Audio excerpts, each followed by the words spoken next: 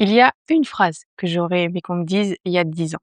Une phrase qui m'aurait évité des années d'épuisement, de nuits blanches, de sentiments tenaces, de ramer à contre-courant dans ma vie.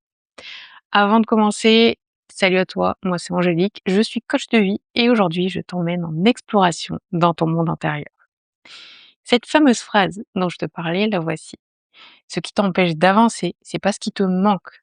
Ce qui t'empêche d'avancer, c'est ce que tu refuses de lâcher. Et je sais exactement ce que tu es en train de te dire, parce que c'est ce que je me disais avant. Mais moi, je retiens rien, au contraire, je fais tout ce que je peux pour y arriver, je me démène dans tous les sens, je travaille sur moi et tout et tout. Sauf que si tu écoutes cet épisode, c'est peut-être que quelque part, il y a une partie de toi qui sait déjà que tu n'arrives pas à lâcher prise. Ça peut être sur un job, ça peut être un contrat qui te sécurise mais qui te vide, ça peut être une rupture que tu as enfouie sans faire le deuil, ou ta relation actuelle qui te ressemble plus. Ça peut être un projet que tu as porté avec le cœur et qui aujourd'hui te tire vers le bas. Mais ça peut aussi être quelque chose de bien plus intime, un souvenir que tu rejoues en boucle, une blessure que tu n'as jamais vraiment digérée, une part de toi que tu confonds avec toi. Le contrôle, la performance, le rôle de celle qui gère tout. Ce rôle qui a été juste, qui t'a servi, mais qui aujourd'hui ne l'est plus. Mais avant d'aller plus loin dans l'épisode, j'aimerais que tu identifies quelque chose sur, laquelle tu n'arrives pas encore à lâcher prise. Qu'est-ce qui te pèse et qui continue encore à colorer tes pensées ou tes émotions? Alors reste avec moi parce que ce que je vais te partager, c'est ce qui m'a permis 3 fois dans ma vie de me sortir d'une situation dont je pensais jamais pouvoir m'extraire. Tu la connais, cette sensation, cette situation dans ta vie qui n'avance plus, quand tu patines et quand tu tournes en rond. Et ton premier réflexe, en fait, c'est toujours le même. Tu vas te dire qu'il te manque quelque chose. Tu vas te dire: «OK, un dernier coup de rein qu'il me faut, ou la dernière stratégie à la mode ou, une dernière thérapie avec, cette personne». Tu vois, un dernier effort avant que ça prenne fin. Alors tu ajoutes des choses, plus d'énergie, plus de discipline, plus de volonté, plus de travail intérieur aussi. Tu forces, tu te forces et petit à petit, sans même t'en rendre compte, tu t'épuises à te battre contre des moulins à vent. Ce que personne ne t'a appris, c'est que dans certaines situations, l'effort, c'est pas le levier, c'est une partie du problème. Parce que quand il reste une corde attachée, tu peux mettre toute la puissance du monde, tu ne décolles pas. Tu consommes juste ton carburant. Tu t'épuises à chauffer un ballon qui de toute façon ne montera pas. On va parler de montgolfière. Et le plus dur, c'est que cette corde, c'est jamais forcément quelque chose de mauvais. C'est quelque chose qui a été juste, quelque chose qui t'a porté, qui t'a construite, qui t'a défini même, et qui aujourd'hui te tire vers le bas. Et c'est précisément pour ça que c'est difficile, parce que ce qu'on doit lâcher, on y est attaché, même si c'est quelque chose qui nous a fait du mal à un moment donné. Et parfois, on lâche pas par amour, par peur, par habitude, ou parce que ça fait tellement partie de notre identité qu'on sait plus vraiment où ça s'arrête et où ça commence. Certaines cordes, on les a choisies, d'autres, on nous les a imposées. Mais dans les 2 cas, on les porte comme si elles faisaient partie de nous. Et l'idée même de les couper, ça peut faire aussi peur que ce qu'elles nous coûtent. Et avant même de parler de couper les cordes, il faut comprendre ce qu'on ressent. Parce que si tu l'as jamais nommé, tu peux pas t'en libérer. Le psychiatre David Hawkins, dans son livre Lâcher prise, explique qu'on a 3 façons de gérer nos émotions. Et aucune des 3 ne fonctionne vraiment. La première, c'est de les refouler. On enfouit. On serre les dents, on fait comme si tout allait bien. On met la déception, la colère, la tristesse dans un placard intérieur. Sauf que, en fait, il y a rien qui disparaît. Ça se transforme en tension dans la nuque, en maux de ventre, en insomnie, en fatigue chronique, en migraine et dans les cas les plus graves, en maladie. En fait, ce qui se passe, c'est que ton corps encaisse ce que tu refuses de ressentir. La deuxième, c'est de les exprimer. Et là encore, on croit bien faire. On se plaint, on déverse son mal-être sur ses proches, on déverse sa haine sur les réseaux sociaux. Mais Hawkins, il est très clair là-dessus. Exprimer une émotion ne la libère pas. Ça évacue juste un petit peu de pression pour te permettre de refouler le reste. Et surtout, ça abîme les relations autour de toi. La troisième, c'est la fuite. Tu te noies dans le travail, dans les séries, dans la nourriture, dans l'alcool, dans le scroll infini, dans une nouvelle relation aussi. Dans n'importe quoi qui t'évite de rester en tête-à-tête avec ce que tu ressens vraiment.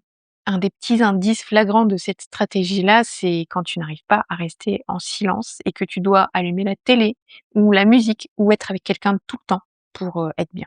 Et le piège là-dedans, c'est que quand l'émotion reste enfouie, elle continue d'émettre une vibration depuis toi. Elle colore ta fréquence. Hawkins, il écrit noir sur blanc. Les émotions émettent un champ énergétique et la loi de base de l'univers, c'est que le semblable attire le semblable. Ça veut dire que si tu portes en toi un chagrin pas digéré, tu vas continuer à créer des situations tristes dans ta vie. Si tu portes une colère refoulée, tu vas continuer à croiser des gens qui te mettent en colère. Si tu portes une peur du manque, tu vas continuer à manifester des expériences de manque. En fait, tant que la corde, elle n'est pas coupée, tu émets la fréquence de la corde et la vie te renvoie ce que tu aimais. C'est le pattern exact des schémas répétitifs. Alors la première étape du lâcher prise, c'est donc de reconnaître ce que tu as vécu, reconnaître ce que tu as ressenti et que tu as peut-être enfoui pendant des mois, des années, parfois depuis l'enfance. En fait, c'est nommer les émotions sans les juger, sans vouloir les changer. Juste les regarder en face, telles qu'elles sont. Là, on est en plein dans le travail de l'ombre et il consiste juste à mettre en lumière ce qui t'a fait mal à la base ou ce qui t'a poussé à incarner ce rôle que tu veux pas lâcher. Ce que je fais dans ces cas-là, c'est que j'identifie où se trouve l'émotion dans mon corps et je lui parle, je lui demande ce qu'elle a à me dire, ce qui n'a pas été écouté et ce qui a besoin de s'exprimer.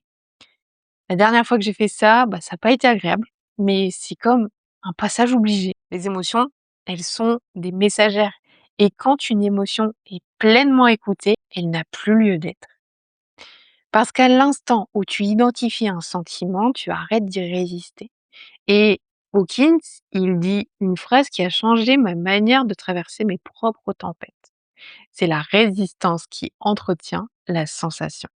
Ce que tu ressens sans y résister se dissout tout seul. Ce que tu refuses de ressentir, ça se cristallise dans ton corps, dans ta vie, dans ta vibration, et au final, ça se reflète dans ta vie. Et si tu sens en toi une petite voix qui te dit ça marche pas ce truc-là, c'est trop simple, j'ai pas le temps de le faire ou de regarder ça, sache que c'est exactement la voix qu'il faut apprendre à repérer. C'est ton ego qui résiste parce qu'il sait que si tu lâches, il perd son pouvoir sur toi.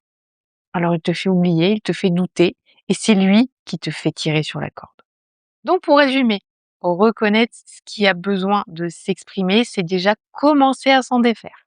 Mais tu vas me dire, c'est peut-être pas le même lâcher prise que pour lâcher un projet ou lâcher prise sur une relation. Et pourtant, c'est le cas. Parce que la corde extérieure que tu n'arrives pas à couper, que soit le job, la relation, le projet, il tient toujours à une corde intérieure, tu vois? Ça peut être une peur, une émotion refoulée, une croyance, une valeur héritée, un rôle. Tu ne quittes pas ce job parce que tu as peur du regard des autres ou peur du changement. Tu ne quittes pas cette relation parce qu'un vieux sentiment d'abandon te tient obligé à rester en couple. Hem Tu n'en finis pas avec ce projet parce que ton identité tout entière y est accrochée. Il y a toujours un sentiment, une émotion à aller regarder en dessous. Du coup, les 2 vont ensemble. Et il y a une image qui, depuis plus de 10 ans, m'aide à voir cette corde d'un seul regard. Une image qui a changé ma façon de traverser certains de mes blocages intérieurs comme extérieurs. Imagine une montgolfière. Le ballon, il est gonflé, la flamme, elle est allumée, il y a tout qui est prêt pour l'ascension. En fait, ta montgolfière, elle reste au sol parce qu'il y a des cordes qui la retiennent avec des piquets et il y a des sacs de sable qui sont posés autour de la nacelle pour la lester. Alors tu fais quoi? Tu ajoutes du feu, encore du feu, tu chauffes et il se passe rien. La montgolfière, elle frémit, le ballon, il est là, et le stock de gaz, il s'épuise doucement, mais tu décolles pas. Le seul geste qui fonctionne, c'est pas d'ajouter, c'est de couper les cordes, de balancer les sacs par-dessus le bord et c'est à cette seconde précise, sans effort supplémentaire, que la montgolfière, elle commence à s'élever. Cette allégorie, on la retrouve chez Michael Singer, qui en fait un pilier de son enseignement. Si tu veux t'élever, n'ajoute pas plus d'air chaud. Retire ce qui te retient en bas. Tant que tu forces, tu interfères avec ce que la vie essaie déjà de faire émerger à travers toi. Et cette image, elle est parfaite parce qu'elle te montre les deux niveaux en même temps. Les cordes qui sont attachées au piquet, ce sont les situations extérieures dont on parle depuis tout à l'heure, le job, la relation, le projet. Et les sacs de sable, en fait, ils sont un petit peu dans la nacelle, on les voit pas trop. C'est plutôt les charges intérieures, c'est les émotions refoulées, les souvenirs, les rôles que tu joues, les identités auxquelles tu t'accroches. Et voilà pourquoi certaines personnes coupent une corde et ne décollent quand même pas. Parce qu'elles quittent le job, mais elles gardent la peur. Elles quittent la relation, mais elles gardent le sentiment de ne pas être assez ou d'être abandonnées. Elles ferment le projet, mais elles gardent l'identité de celle qui doit travailler beaucoup pour réussir. Elles ont coupé la corde, mais la nacelle, elle est encore pleine de sable. Le vrai lâcher-prise, il travaille sur les deux et il commence toujours à l'intérieur. Pour t'illustrer ça, je vais te raconter une partie de mon histoire. En 2021, je participe à une immersion organisée par un incubateur business dont je faisais partie. Je me retrouve dans une table ronde avec une femme que j'appellerai Charlotte. Charlotte, elle est bloquée. Elle est en CDI avec un side business. Elle adore son side business, il commence vraiment à marcher, à la faire vibrer, mais c'est pas assez en fait pour qu'elle gagne sa vie avec son projet perso. Donc, elle ose pas quitter son job. Sauf que son job, il la draine, il lui prend toute l'énergie qu'il faudrait pour faire décoller vraiment son projet perso. Du coup, c'est vraiment le chien qui se mord la queue. Et là, sans réfléchir, je lui parle de l'annécorie de la montgolfière. Je lui dis que quand on se sent bloqué, faut pas trouver plus de force, hein, comme elle fait, aller chercher des stratégies. Le mieux, c'est de se délester de ce qui pèse. Et là, mon coach, Romain Collignon, il me regarde avec étonnement et un petit air amusé.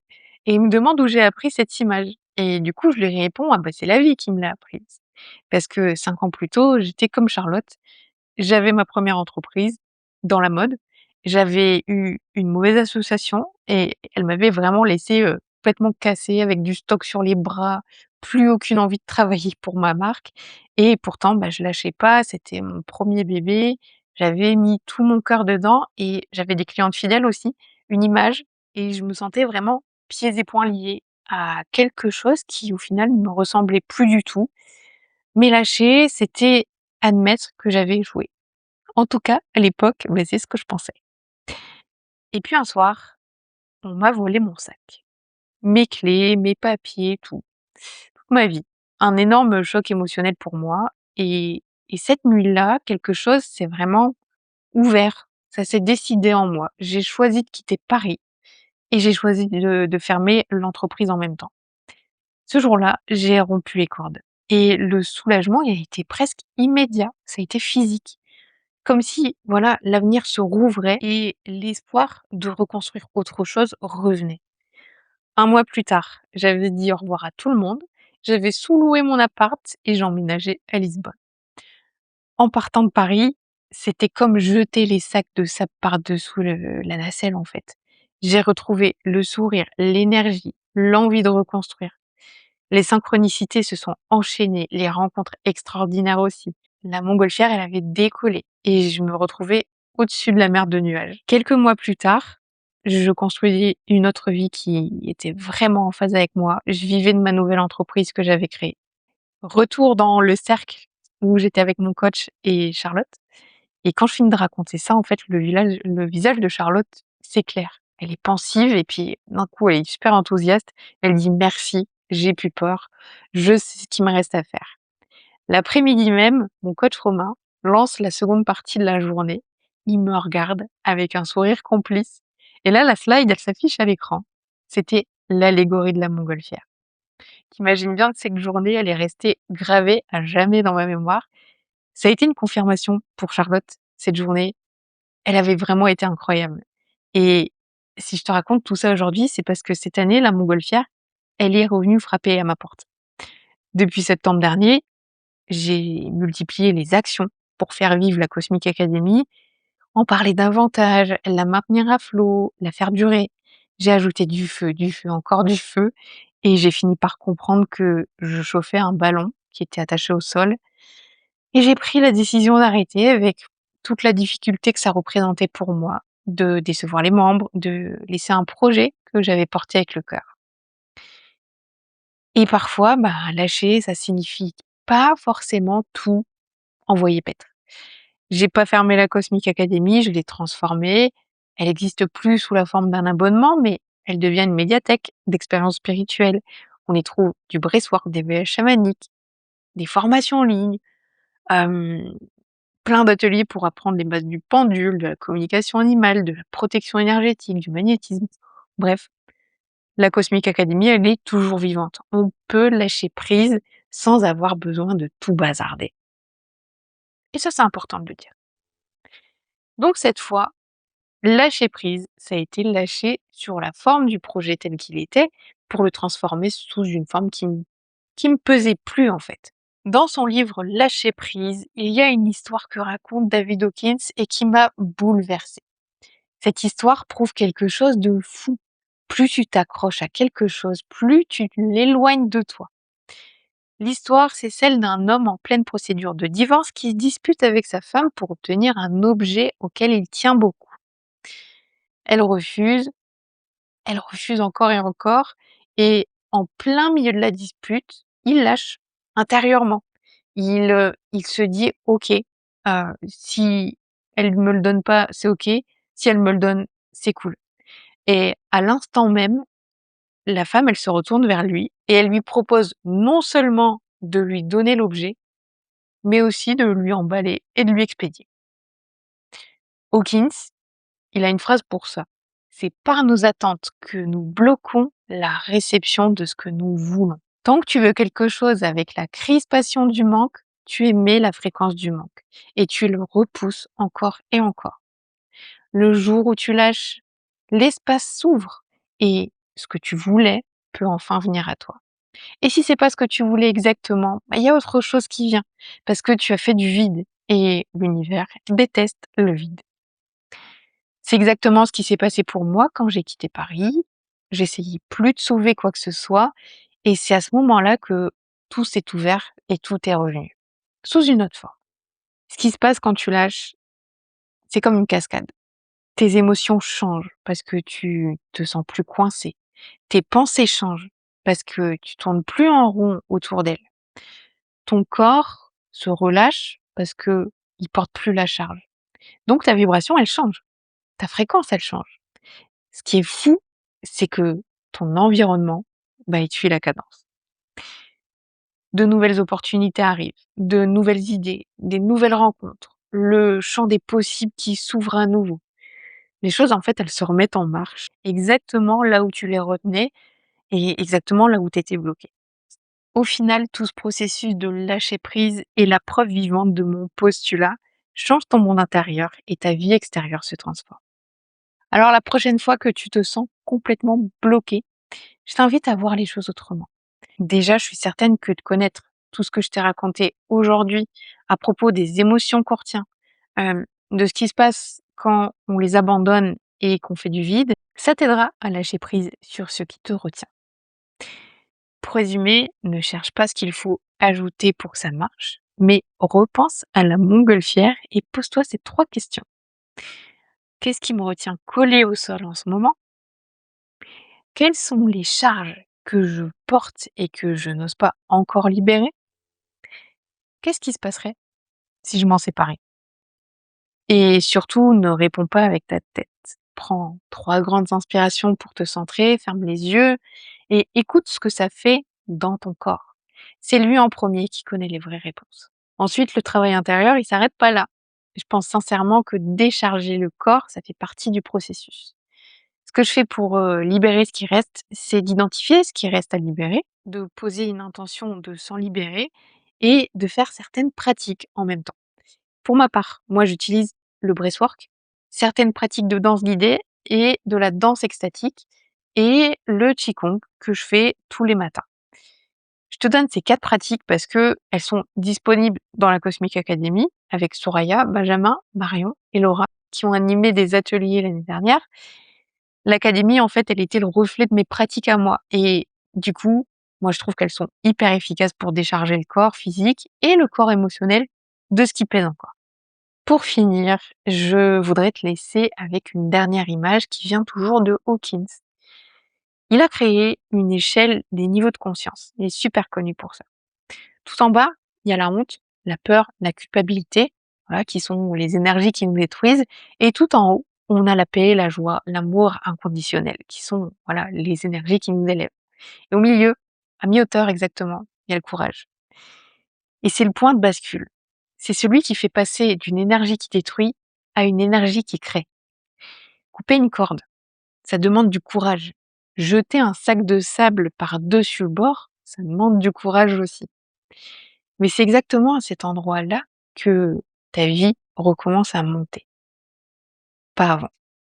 Donc pour ça, prends ton courage, regarde ce qu'il faut aller regarder, écoute tes émotions et lâche. Balance les sacs de sable par-dessus le bord. En tout cas, je sais pas qui c'est qui avait besoin d'écouter ça aujourd'hui, mais j'espère que l'épisode t'aura aidé. Si tu te sens bloqué en ce moment, que ce soit pour un projet, une relation, un comportement qui te convient plus. Ce mois d'août, en numérologie, c'est un mois 9, alors c'est le moment parfait pour couper et mettre fin à des choses qui t'empêchent d'avancer. Et si tu as besoin d'aide pour aller regarder ce qui te retient et savoir lâcher prise, ben moi je t'accompagne avec Lotus, c'est mon accompagnement de coaching. Tu as toutes les infos dans la légende. Je te remercie pour ton écoute et je te dis à la semaine prochaine pour un nouvel épisode d'une vie plus grande.